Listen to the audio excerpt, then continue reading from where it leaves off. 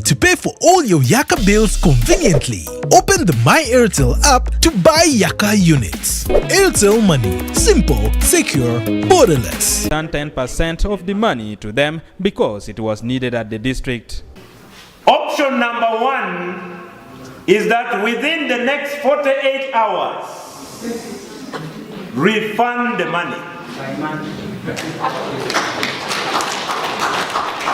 Government sent to Dohlo district 546 million to do minor repairs of classroom blocks in 60 primary schools and some institutions.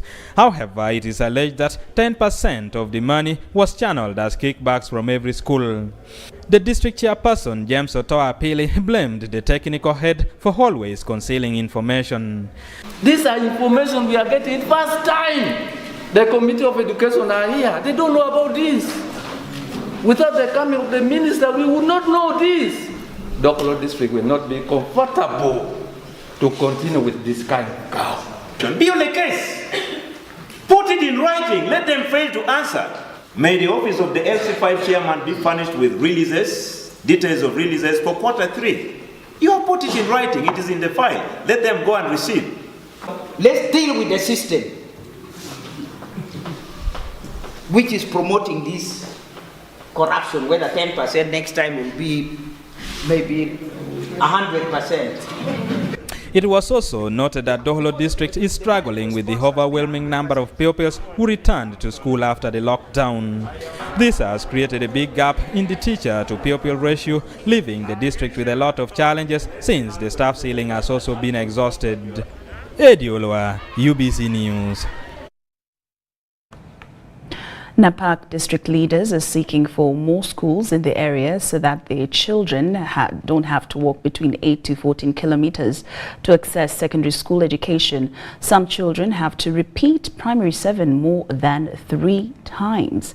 Now, leaders led by District Woman Member of Parliament Faith Nakut, the District Chairperson John Paul Codet, among others, were meeting the Parliamentary Equal Opportunities Commission at Napak District Headquarters. We have the details.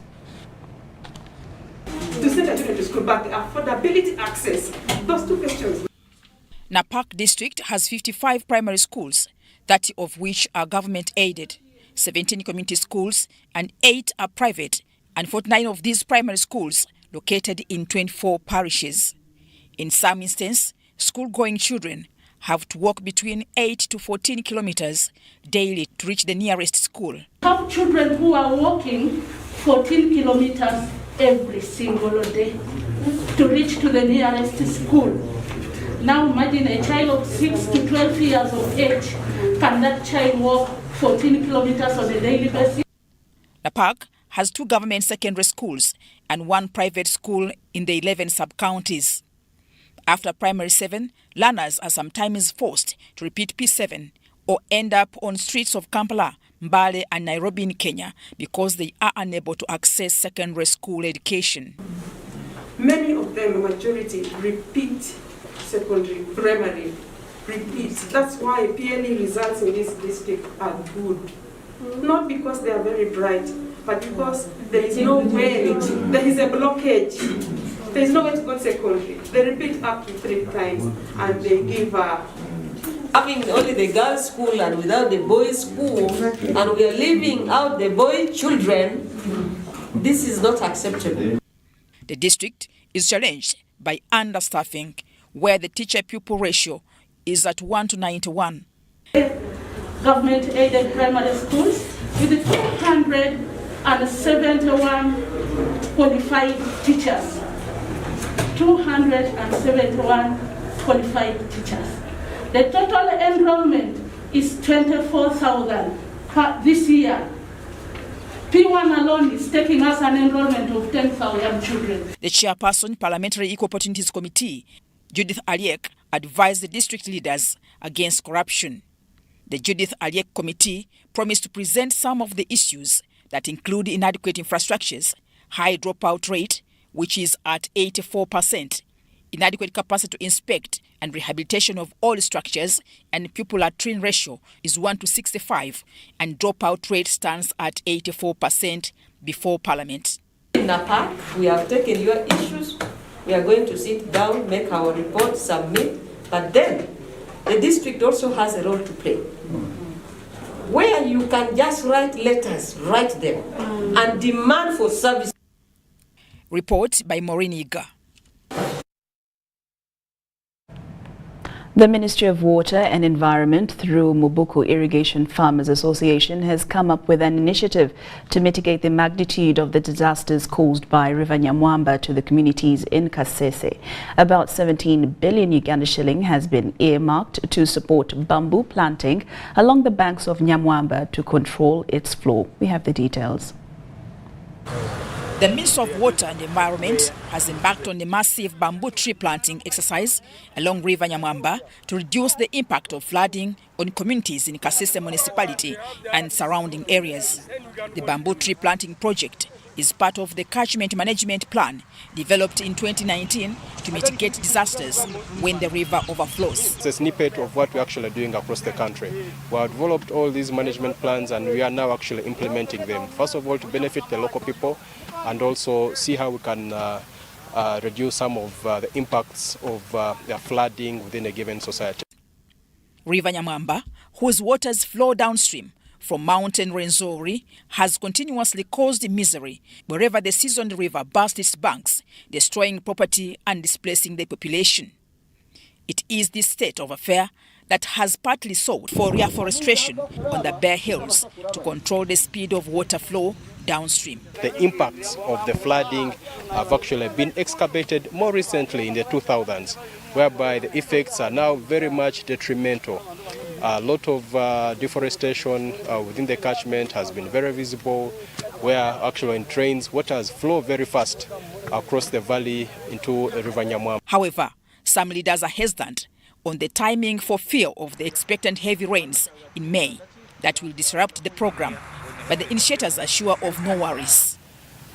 During the rainy seasons of May up to July, then October up to December, those are danger seasons for the people of Kasese. Even now that we are entering March, we are worried that anything bad is likely to happen. I'm not a prophet for doom. We only need three years. If they can not come for the next 3 years, if they try again, they will find a formidable wall by the bamboo that we are planting. Bamboo planting is one of the many long-term mitigation measures aimed at ensuring a reduction in the magnitude of impacts by River Nyamwamba floods. The Member of Parliament, Buyanja East in Chibale District, Dr. Emily Kugonza, has appealed for improvement of teaching through regular supervision. Kugonza was speaking at the launch of the construction of classroom blocks at Kisalizi Parents Secondary School in Chibale District.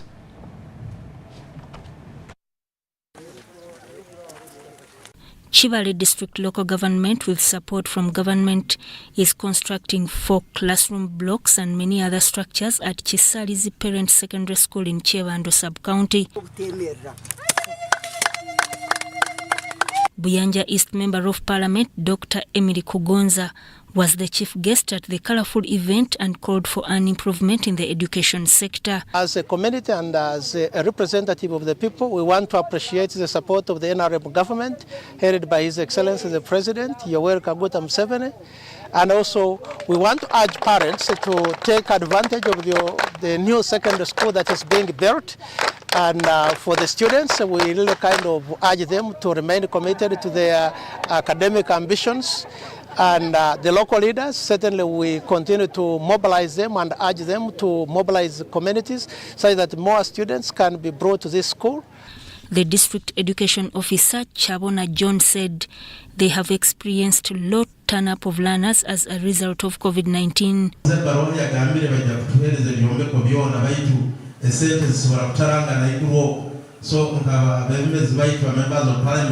The Deputy RDC Chibale District, Caroline Kashei Jamiambi, requested parents to love their own schools and promote education through educating their children. Appeal to the local leaders that we do more of mobilizing. That's why I was requesting our sub-county security committees that they should sit look at issues affecting our people, and see how we can enhance the mobilization and sensitization and changing the mindset of our people that they should bring their children within the schools. The head teacher, Chisalizi Parent Secondary School, Murungi Nicholas, and learners thanked government for building them modern structures and equipping them. After receiving this opportunity of constructing our school, I pledge total support. I pledge to work with parents, the community, and all the stakeholders of the school to make sure that we promote the school to better heights. We want more students here so that we can really promote education in this place. Thank the government of Uganda to have started the construction of our new school. We shall really improve in the things of education. The project is expected to cost 715 million shillings and is to take 5 months.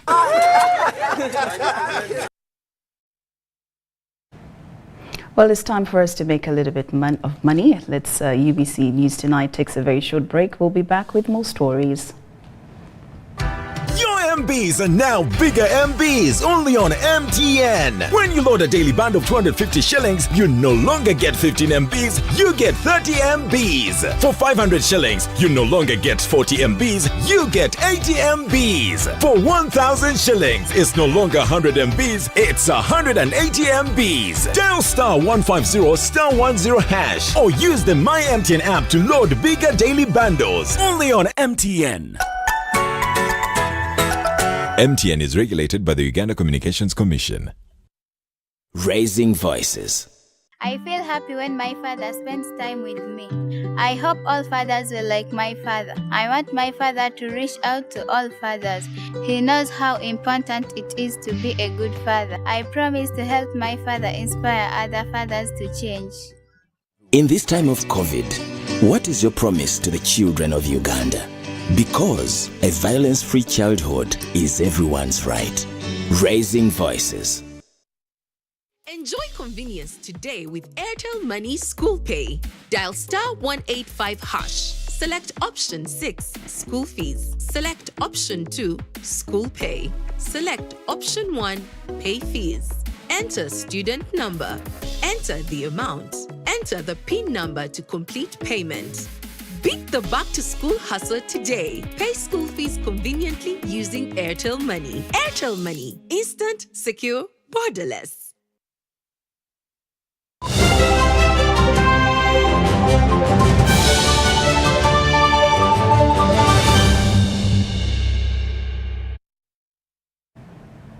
Welcome back from that break. Now, an estimated 200,000 women in Uganda are said to be suffering from obstetric fistula, and about 1,900 new cases are registered annually.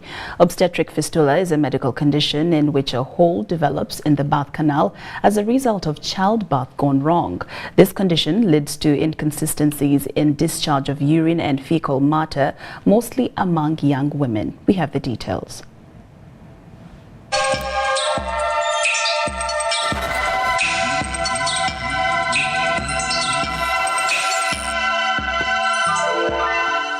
Obstetric fistula, as a result of complications during labor, is affecting a number of women, mainly those below the age of 20.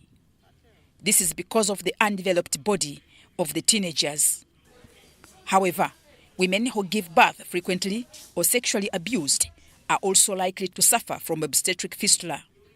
Available information indicates that about 1,900 new cases of fistula are registered annually, with an estimated 200,000 believed to be suffering from this condition in Uganda. We know from observations, research, observations from the past, for most of our health conditions, when you see one coming to in the healthcare setting, there are 3 more that are still out there in the community. Women and young girls who suffer obstetric fistula experience continuous and uncontrollable leakage of urine and feces due to lack of treatment, resulting into an offensive smell. Treating obstetric fistula depends on the severity of the condition. In severe cases, corrective surgery is performed to provide effective treatment for women suffering from obstetric fistula by a skilled surgeon. And I've been able to carry out operations here, which probably, say, reconstructing the birth canal, for instance. We may not have done many of those as our surgeons here in Uganda, but our colleagues from outside were able to do it.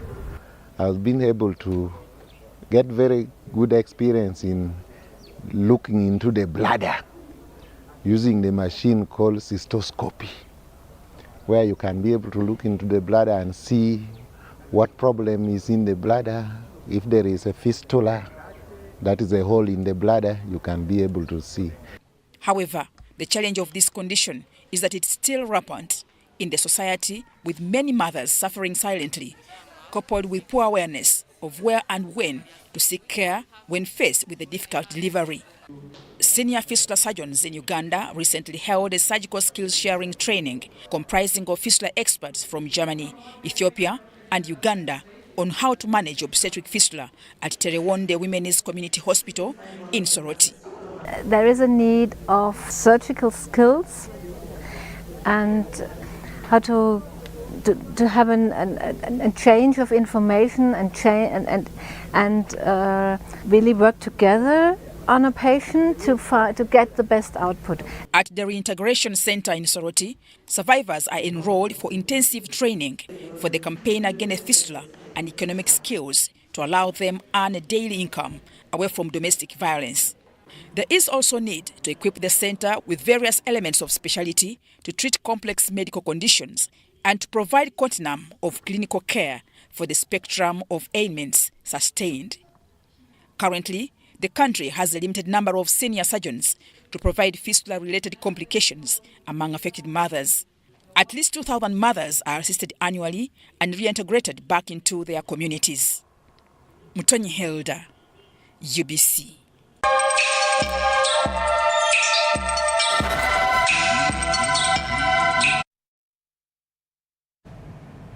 Thank you, Mutoni Hilda, for that in-depth report.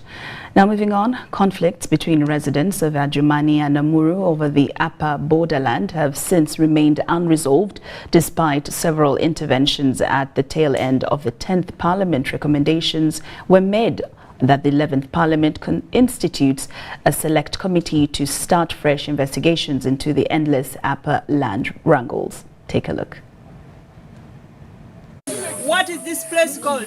Bai Village. Upper area is located within Istimadi Game Reserve between Amuru and Adjumani district. The area said to be part of a wildlife reserve has for over a decade witnessed clashes between residents, security forces and the Madi community groups over its tenancy.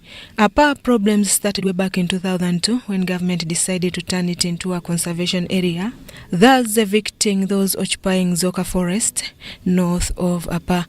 July 17, 2010, Uganda Wildlife Authority game rangers were reported to have conducted an earth scorch policy in which 170 huts were burnt to ashes in Upper village, with unsubstantiated claims that they were sent by the chief game warden of Adjumani area to set the homes ablaze. This is very simple. First thing of humanity. We all have the same blood. The move was intended to force residents of Upper out of the contested land. The issue that is bringing all this, the Cholis that is in Adjumani feels uncomfortable with Adjumani district leadership. August 3, 2011, the Minister of Tourism, Wildlife and Heritage temporarily halted the eviction in Upper by Uganda Wildlife Authority following community disapproval of the nature and manner of eviction. August 29, 2011, 3 senior Ugandan government ministers were caught up in chaos that erupted during their visit to identify the boundaries of East Madi Game Reserve. At that time, some residents turned roadie with claims that they were being sidelined during the peace negotiation process. Let the people of Adjumani who were not living with us, the Madi who were not living with us, keep off. July 30th, 2012, some residents from Amuru district were accused of invading Itirikwa sub-county in Zoka Parish, Adjumani district, injuring at least 5. February 8th, 2012, Uganda Wildlife Authority, under the guidance of Ministry of Tourism, commenced the eviction of locals alleged to be living in East Madi Wildlife Reserve. The eviction affected over 6,000 residents of Upper Village in Pabo Sub-County, Amuru District. Still on 13th of February 2012, a joint eviction exercise by Uganda Wildlife Authority, Uganda Police and Uganda People's Defence Forces in Upper Village resulted in the death of one civilian and scores severely injured. And we are here as a joint security team to assess the effectiveness of the deployments of the various security forces. The attacks, according to police, were allegedly orchestrated by over 200 youth armed with bows and arrows, compelling police to fire live bullets and sanctioned beatings. This is going to guard against those who have been fearing, allegedly, people from outside the district to come and form sort of a militia. With all this, a number of interventions have been put in place, including round-table talks, meetings with the leaders at all levels, inquiries by select committees, among others. These have neither impacted on the peace restoration nor settlement of the dispute on the ownership of Upper land. We are saying Upper is in Amuru, and the people at Jumani, they are saying Upper is in Ajumani. There should be a neutral force to take care of the area. The issue has since posed a huge threat to the post-conflict recovery and local development. Why are we trying to open the healing wound? Residents and leaders in Amuru and Ajumani district both claim the disputed area is their ancestral land, while Uganda Wildlife Authority claims it's a protected game reserve. During the 10th Parliament, a select committee was formed to investigate the state of affairs relating to the land conflict in the Upper community, determine the root cause of the conflicts and the internal displacement of persons, and to propose the way forward in finding a lasting solution to the said conflict for purposes of promoting harmonious coexistence. The committee was headed by Butebo District Woman Member of Parliament, Agnes Amede. In 2020, the Select Committee of Parliament in its findings observed that the conflict was three-dimensional, highlighting a conflict between Uganda Wildlife Authority and residents of Upper, the border dispute between Amuru and Ajumani districts, and the tribal conflict in Zoka between Acholi and the Madi over the land. The committee recommended, among others, a Peace and Reconciliation Committee to foster community relations and facilitate Acholi community to accept the new administration of Ajumani district local government. It also indicated that internal tribal clashes arose out of incitement by political leaders from both Amuru and Ajumani districts, who urged the people to protect their customary land. The two communities that are settled there have started violence based on, tribal. By the end of the 10th Parliament, no clear plan was in place for resolving the matter on the contested land. And recently I was in that particular place, Apa. Our people are settled. Because graves were exhumed, houses were burnt.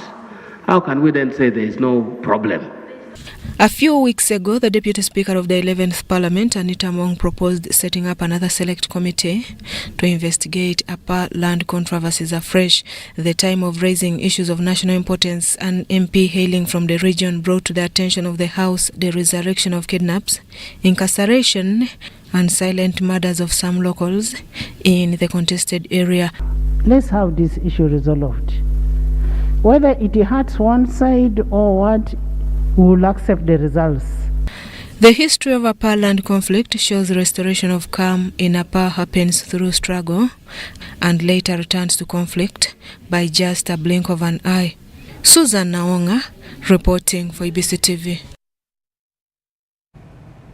Well, UBC News Tonight takes another short break, but we return with business news.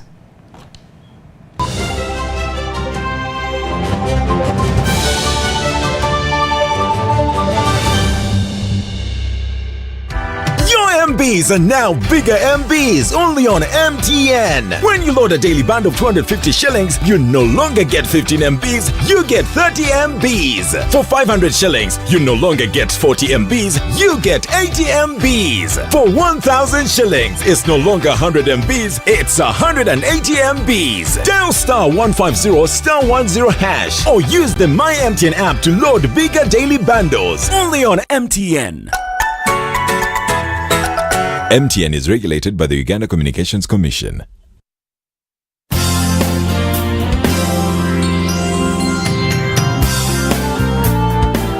National Medical Stores is a government agency mandated to buy, store and distribute medicines and medical supplies to government health facilities in Uganda. For Ugandans that we serve, help us serve you better by taking your individual responsibilities seriously. Report theft of government medicines and medical supplies to the nearest police station or to the State House Health Monitoring Unit. Do not pay for any medicines or medical supplies labeled Government of Uganda, not for sale. Do all that is within your means to stop all preventable diseases, including COVID-19. Continue observing the Ministry of Health Standard Operating Procedures, SOPs, including wearing a face mask whenever you are in public spaces. Visit a designated health facility to receive your COVID-19 vaccination and a booster dose for those that are eligible. Prevention is better than cure. National Medical Stores, passionate about your life.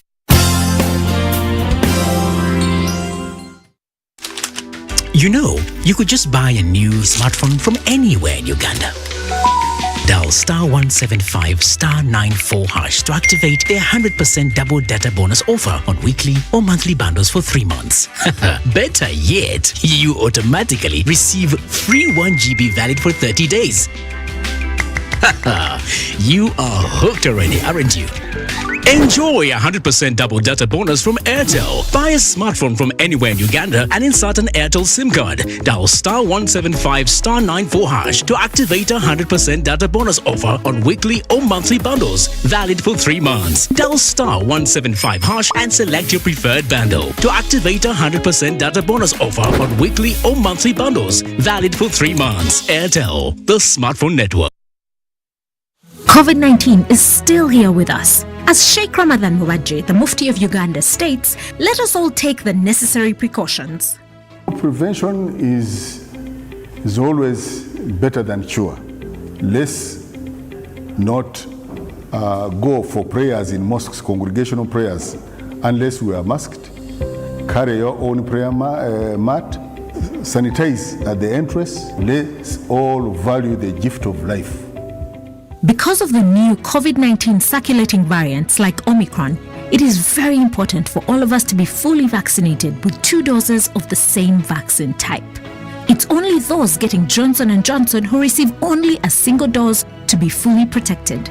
Even after vaccination, continue to adhere to all SOPs by wearing a mask properly, covering your mouth and nose, washing your hands regularly with soap and clean water or using an alcohol-based sanitizer, maintaining physical distance of at least 2 meters from others and avoiding crowds. Echa COVID-19, chija kugwa. This message is from the Ministry of Health with support from UNICEF and partners. Enjoy convenience today with Airtel Money School Pay, FlexiPay or Bridge Schools. To pay school fees using Airtel Money for Bridge Schools, dial *185 hash. Select option 6, School Fees. Select option 1, Bridge Schools. Enter pupil ID. Enter the amount. Enter the PIN number to complete payment. Pay school fees conveniently using Airtel Money. Airtel Money. Instant, secure, borderless.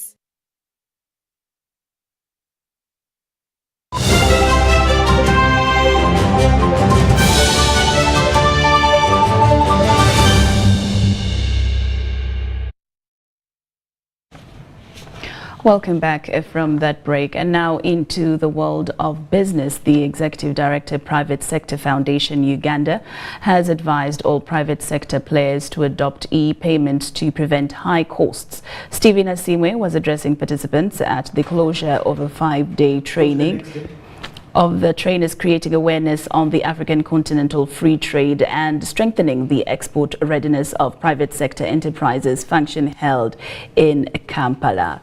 And also, moving on, Emyoge beneficiaries in Kalangala district are requesting that the program be managed at the sub-county level.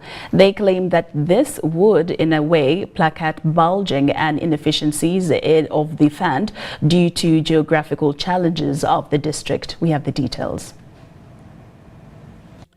The geographical location of Kalangala district is hampering the administrative efficiency of the Emyoga program. They request that government avails efficient water transport means to ease leaders' work on the island. Bw'obanga oli Mazinga ne babakubira essimu ne babagamba bachairpersoni b'emyoga tubeetaaga ku district weetaaga ekitono nnyo lita 8 okuva e Mazinga okutuuka ku district 8 ne bw'ogamba ow'Ebukasa nitubayita ku district beetaaga ekitono nnyo lita 6. Designing a special program esobola okuwa bano platform okukola obulungi. Abakozi baagala okukola obalabi bonna weebali. Abaagala essente bambi bazze. In another development, those beneficiaries that are into the fishing sector decry water enforcement sabotage of their businesses. Buli muvubi agenda mu mazzi olwaleero bw'agenda mu mazzi okuvuba ku buli 100 kyagenda okujjayo kati alina okubanga yamala okuyingira risiki nakkiriza nti ebitundu nga 6 ku 100 ebyo biteekeddwa kubeera bya enforcement. The State Minister for Microfinance, Haruna Kasolo, has directed that the administration of the Emyoga program be charged with the sub-county administration in order to render it efficient. Emyoga gye Kalangala n'ebizinga ebirala emirala ngenda kugiza ku Magombo. Kubanga ekigendererwa kya gavumenti si kubonyaabonya bantu. Ekigendererwa kya gavumenti mu programu eno y'emyoga kwe kulaba nti abantu bakuŋŋaanira wamu ne tubakubiriza okutereka ku ssente zaabwe gavumenti n'ebongerezaako ne basobola okufuna access to cheap credit. In that regard, those that utilized the Emyoga funds and have not yet refunded them as agreed are likely to face the law. Kalangala district received 1.44 billion shillings for Emyoga disbursed in 34 circles. Out of the 1.44 billion, only 284 million has been recovered. Wadulo Makanold, UBC News.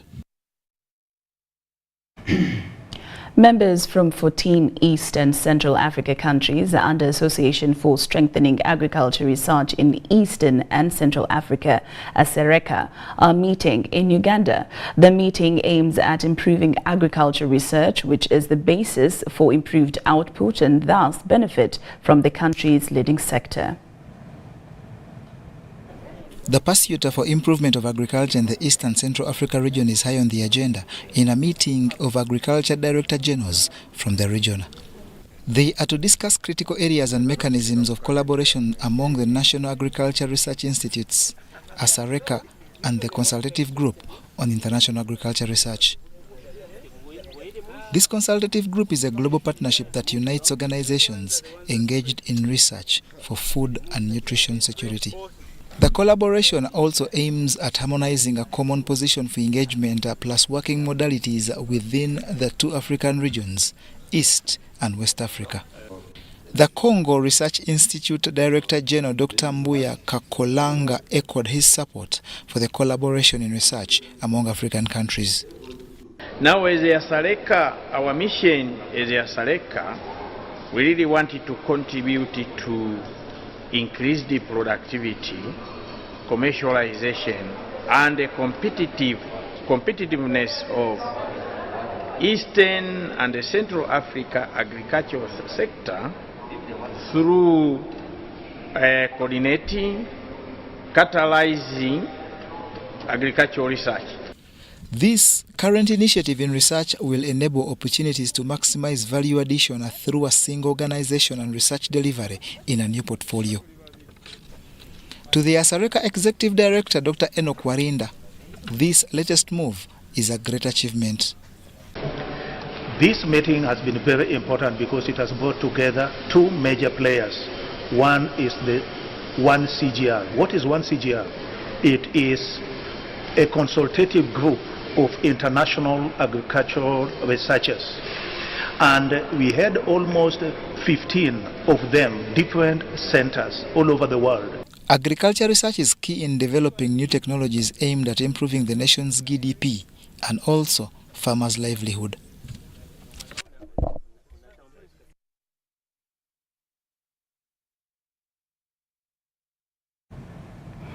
And now we turn to our first headlining story of the night. Ugandans have been told to make proper use of the money disbursed from the parish development model to ensure its intended objectives are achieved. The initiative, which President Yoweri Museveni describes as a revolving fund, if well utilized, people's economic standards will most likely improve. Now, he echoed this while launching the new parish development at Chibuku Primary School in Chibuku District.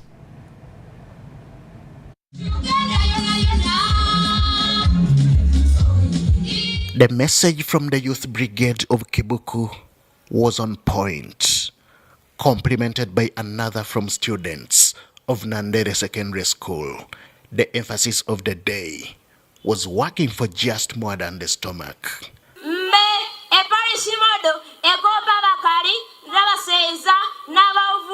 And when the ink was put to paper, anxiety over the launch of the parish development model was ended. The main pillar here is income going from Okore Echida Chonka to working for the Echida and the pocket. Erigai kuruo bempange kuruo program eno kuzwa amukolera kida Chonka tukolera Echida nenga tukolera nensawo. That is the main pillar. The other pillars are to assist in that or supplement. But don't get lost in that. It was a culmination of a day-long activity at Kibuku Church of Uganda Primary School. President Yoweri Museveni, who earlier on toured various stalls at the venue, expressed optimism in the new model. We can conserve elephants in the national park. Conserve the swamps, but not conserve poverty. Now we are doing everything wrong. We don't conserve the swamps. We don't conserve the forests. We don't conserve the national parks. But instead we conserve poverty. No, this is not correct. And I have proof that it can be done. He, however, warned against misuse of disbursed funds, a similar message Prime Minister Robin Anabanja had earlier on alluded to. I also want to encourage the beneficiaries, the local people, the Ugandans, to use the funds for the intended purpose. And of course, as government, Your Excellency, we shall not tolerate any misuse of these funds. Fellow Ugandans, you are aware that these funds are supposed to be borrowed. Use the funds for your own good and then refund the funds so that others can also benefit. Now we have changed. We shall get the money and give it to your government at the parish. Government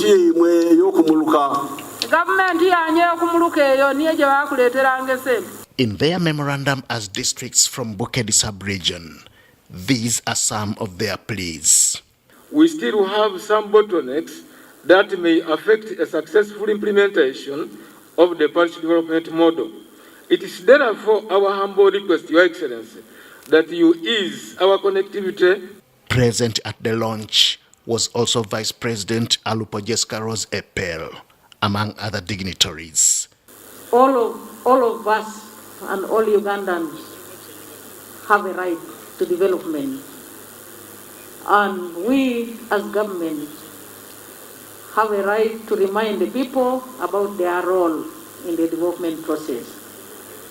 And more so to remind them about their responsibility to participate in the programs in ensuring that they improve themselves, their families, and the community and indeed in the entire government transformation process. To the local leaders, both able-bodied and disabled, it is a step in the right direction. We want to make sure this thing helps them to get out of poverty. That is our prayer as the people from this region. We look forward to really working very hard with the government to supervise this program to ensure that we get value for money. It needs a lot of commitment, of leadership at all levels. So when they are well mobilized, it can become so easy to improve on their economic status and standards of living. But the bigger question is, how do they intend to organize people with disabilities to target them? Sliced, spiced and shared. 30% of the 100 million is meant for women. Another 30% for youth, among other beneficiaries. Henry Okrut, UBC.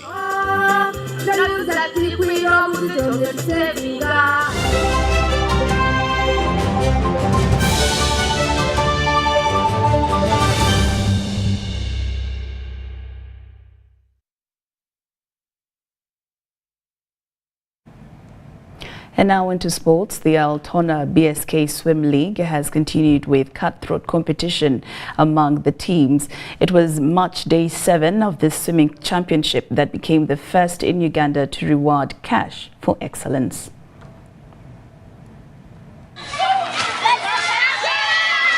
As the match days continue at the Altona BSK Swim League, the more competitive the swimmers seemingly become. This has again been evident during match day 7 at the championship, hosted at British School Kampala in Muyenga.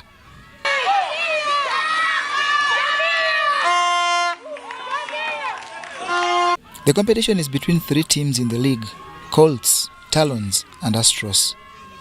During the latest outing, swimmers contested the 25 meters fly, 4x125 freestyle and 9x75 backstroke.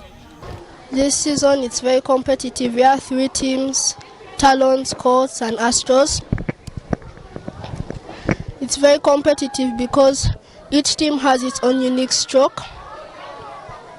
There are many DQs that are happening, but the competition is still good. I find the competition a bit hard, but I know that we will make it through because there are now 3 teams. There is Colts, Talons and Astros. But right now in first place Colts. So we are in second place and we're trying to make it forward, but I know me and my team are going to reach first place once again. As it stands, Colts leads the standings with 1,669 points, followed by Astros on 1,638, while reigning champions Talons are last with 1,392. Our team is very united. We all support each other, very encouraging, and we help that make sure that no one misses and everyone does their best. The Altona BSK Swim League is now in its second edition and will have 48 match days, of which only 7 have been concluded. John Barnes, Sentamo, reporting. All right, now moving on. She Corporate Women Football Club has come from behind to move atop the FUFA Women's Super League tables. The goals by Fiona Nabumba and Rona Nantege cancelled out Fazila Ikwaput's early goal for the reigning champions.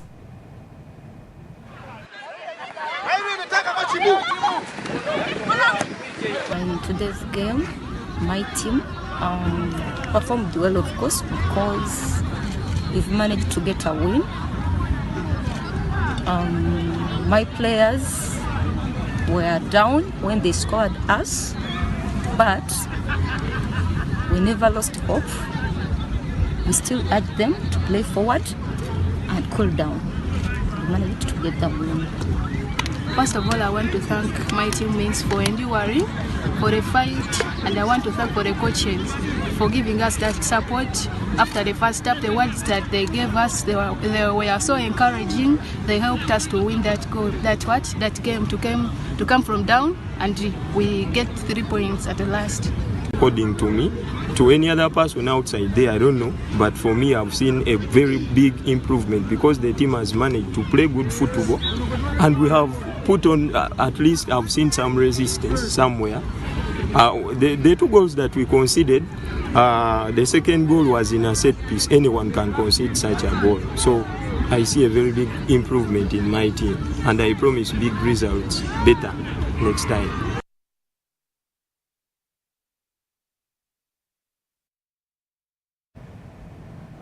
Well, the other game of the day witnessed Olila High Age She Maroons 1-0, while action does continue tomorrow with unbeaten UCU away to Toro Queens. Well, that wraps up tonight's bulletin. Thank you so much for your company this evening. I'm Lauryn Kazimoto and Mohammed Mugalu in Sign Language. We wish you a lovely night.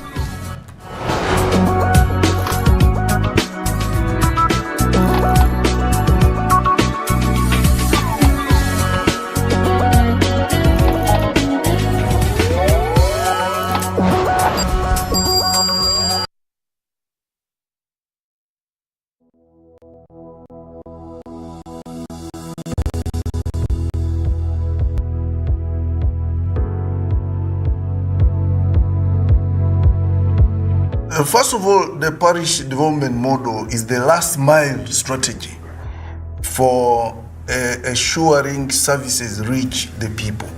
And this one is geared towards elimination of poverty and assuring most of the Ugandans at least jump to the middle income status. And the parish development model is the whole of government being at the parish. Every sector that is involved in service delivery is going to congregate at the parish. Planning, implementation, and budgeting is going to be done at the parish. Instead of government being at 30,000 feet up and sending down interventions, we have now brought government to 3 feet closer to the people so that we now are able to talk with the community, the beneficiaries. This time, we are now talking with the people directly, and we are involving them in every decision that we are going to make, the planning, the budgeting process, and the implementation.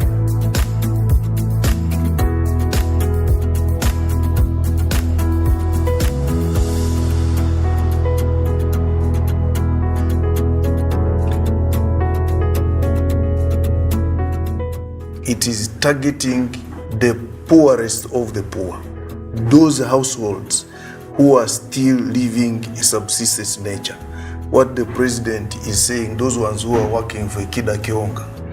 So those are the people we are going to target, and you cannot target them unless you have proper data. Right now the world has gone digital, and we have to plan based on data or information. Without information, you can hardly do much. The president is always asking, how many people do you have in a parish? How many households do you have in a parish? And whenever he asks leaders, we get lost a bit in that aspect. So this time we are getting information, raw data about these households. The Ministry of ICT is putting up a very robust system that is going to help both the Secretariat and the policy makers to do the proper policies around the PDM, and also to do the proper monitoring and evaluation.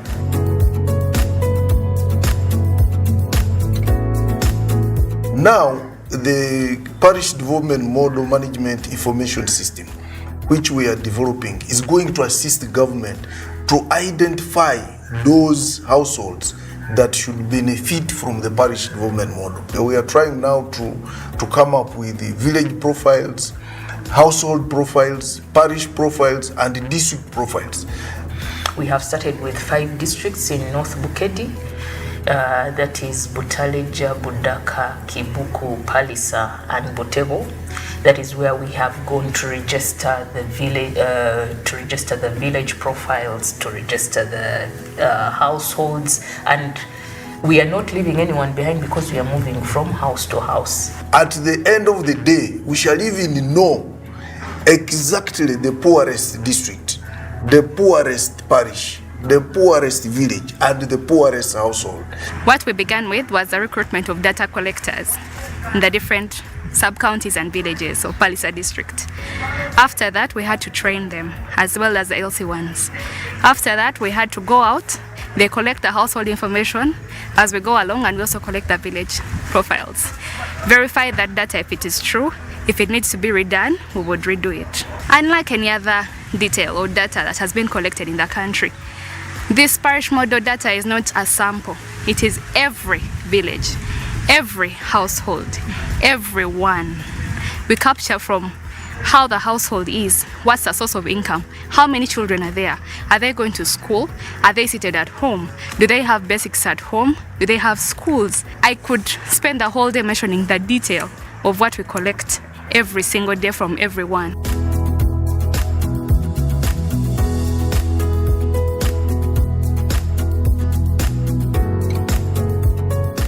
Ogambye kirime eki kyemujjamu ssente kyemusinga okutwala mu katale? Kasooli. Ng'ogyeko kasooli tulina n'emwogo. Okuva wano paka akatale ak'okumpi kilomita nga mmeka? Kilomita nga 4 n'ekitundu. 4 n'ekitundu. Ku bino wammanga ki ekisinga okubeera ekizibu? Okuba nti akatale kali wala, enguudo okuba nti mbi, oba waliwo n'obuteesiga ku kkubo basobola obbiba? Nedda, ekizibu ekirimuko nti ekkubo si nnungi ate akatale kali wala.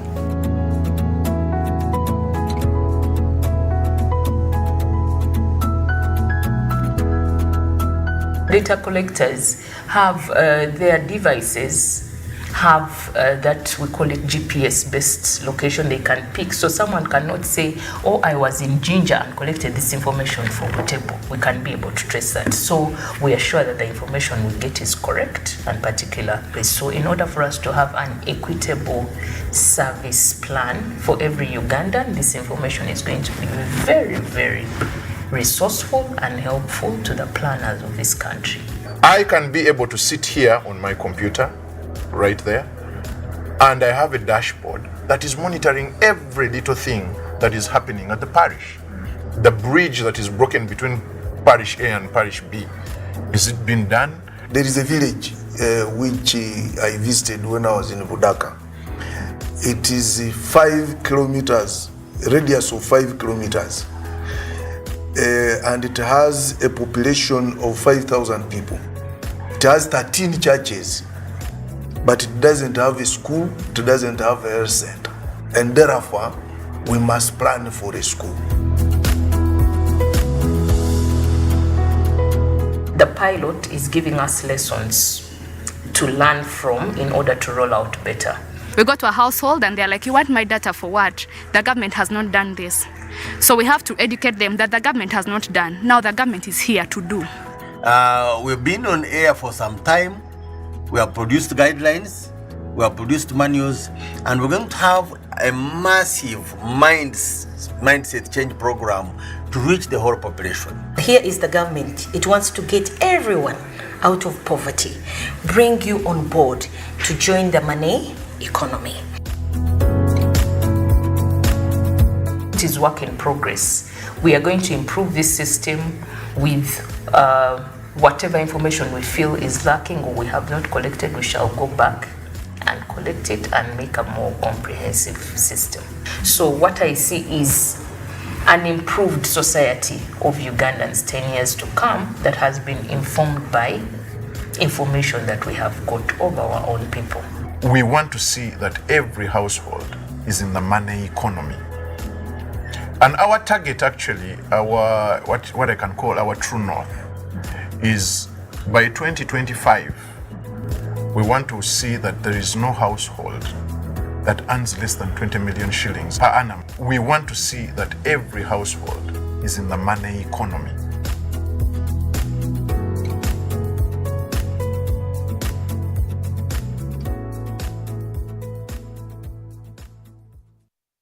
Now, for our first EdTech Monday of 2022, the topic to be explored is education in the era of and the role of technology. Joining me in studio today are our expert panelists. We have Dr. Justin Namalwa Jumba, who is a coordinator for the MasterCard Scholars Program at Mackay University, a senior lecturer and head of department for environment management. We have Gilbert Gift Sima, who is an ICT and multimedia at the National Curriculum Development Center, and Irene Nyangoma, who is an education specialist and the head of curriculum learning at Clark Junior School.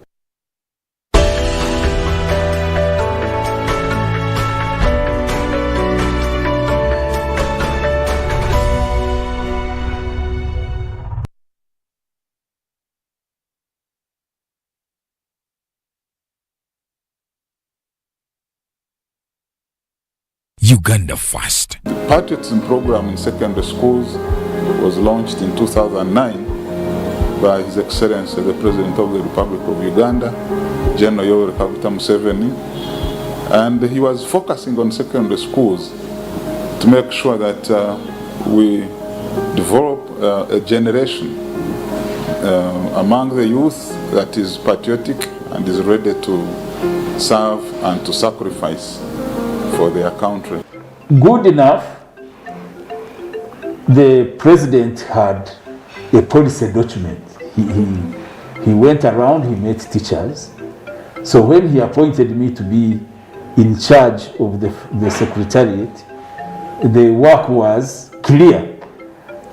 Ensure you bring the teachers on board because they are the ones who ordinarily most of the time are with the young people. As a patriot, I joined the Patriotic Club in 2018 when I had just joined the Mighty College, Trinity College, Nabingo, and each of us that joined that year, we had to undergo that exercise.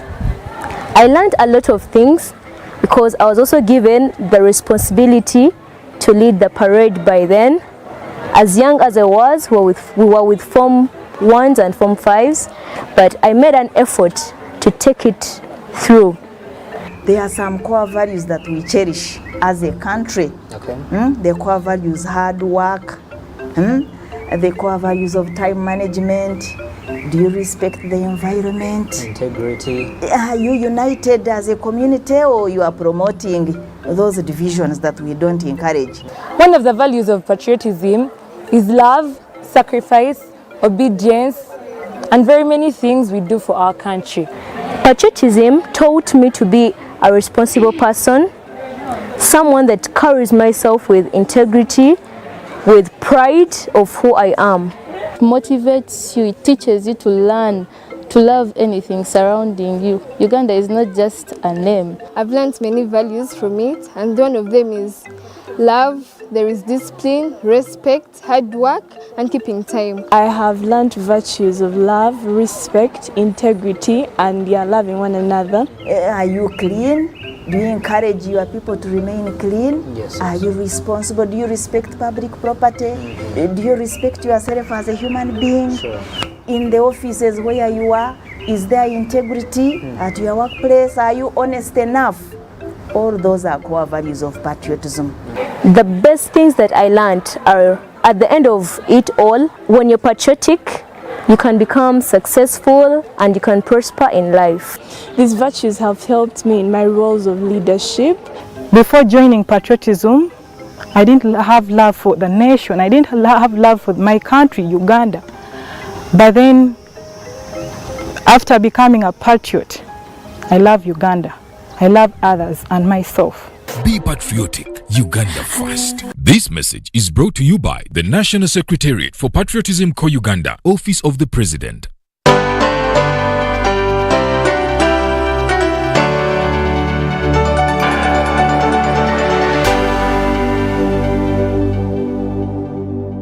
Ukrainian guards jointly keeping it secure.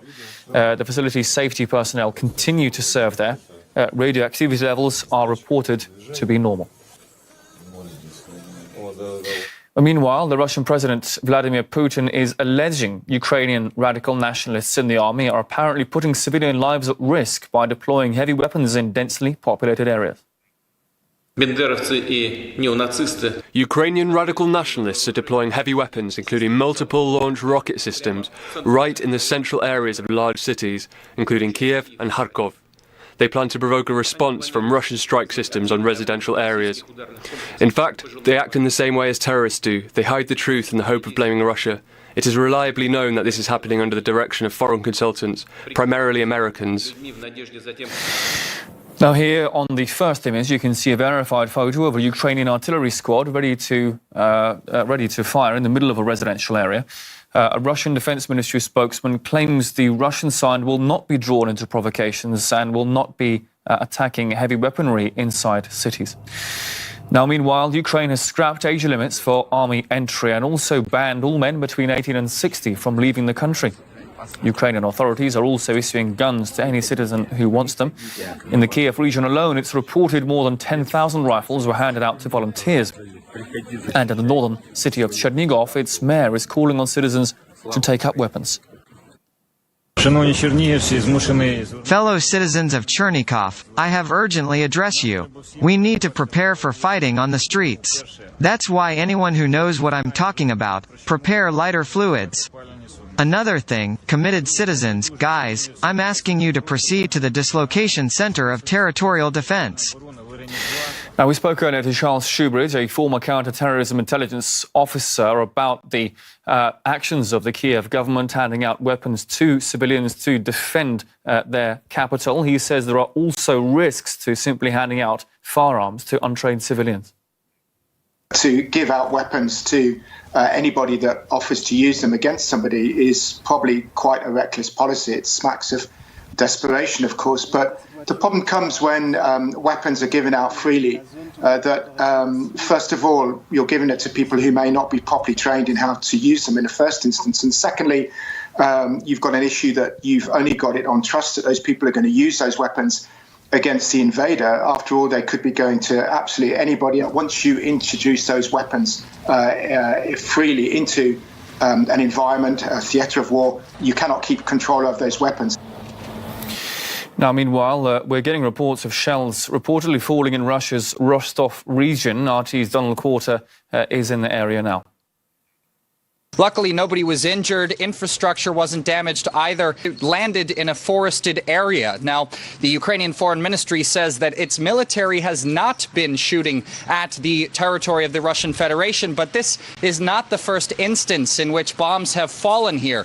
Yesterday, in this very same region of Rostov, at least 14 artillery strikes took place on border areas within the region. And right after the beginning of the Russian military offensive, there were other such instances. In Bryansk region, there was shelling there where houses were destroyed and 3 people were injured. The same thing happened in Belgorod. Infrastructure was damaged, shelling happened, and 3 people were also injured there.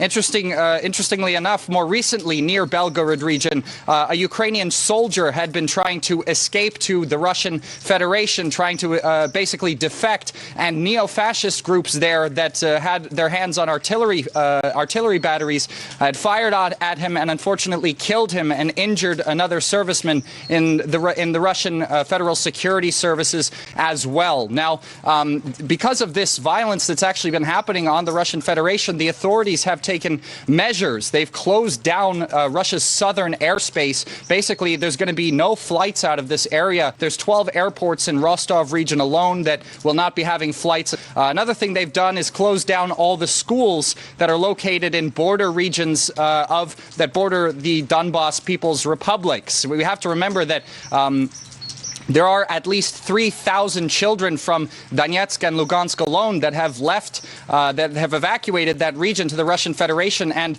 are connected to educational institutions in these border regions. So that's another task the Russian authorities now have on their hands. What are they going to do? Where are they going to put them so that they can make sure to continue their education? Now, since the conflict started, more than 100,000 people have fled the Donbas republics. Women, children and the elderly have been transported to nearby Russian regions and also further south to the Republic of Abkhazia. We heard from some of those about the current situation.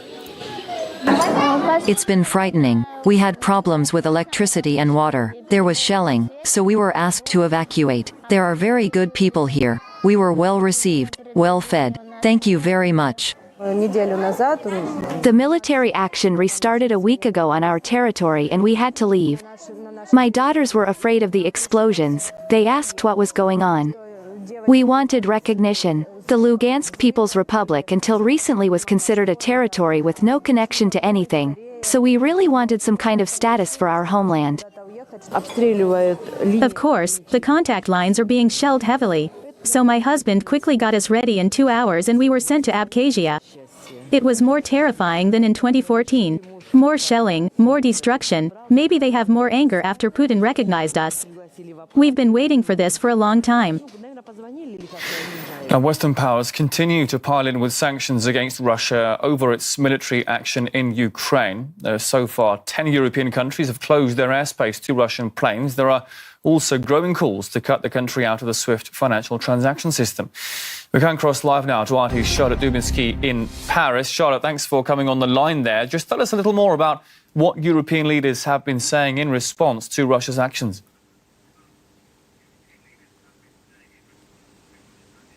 Well, we heard on Saturday from President Macron some very grave words indeed. He said that the war in Ukraine would last and that there would be consequences. Now, Macron has been meeting with his Defence Council ministers on Saturday. We're waiting to find out what was agreed on, if anything, in that Defence Council. But we did hear from the Elysee Palace earlier on Saturday saying that France's main objective when it comes to the situation in Ukraine is to avoid the collapse of the country and to be able to negotiate a ceasefire. That is something it says it is still pursuing between Russia and Ukraine. Now, there are the possibility of further sanctions that could be announced by the EU. We just heard from Joseph Borrell. This is the EU's Foreign Affairs chief, who has said that he's going to convene a meeting tomorrow on Sunday in the evening of Foreign Affairs ministers, and the suggestion is that there will be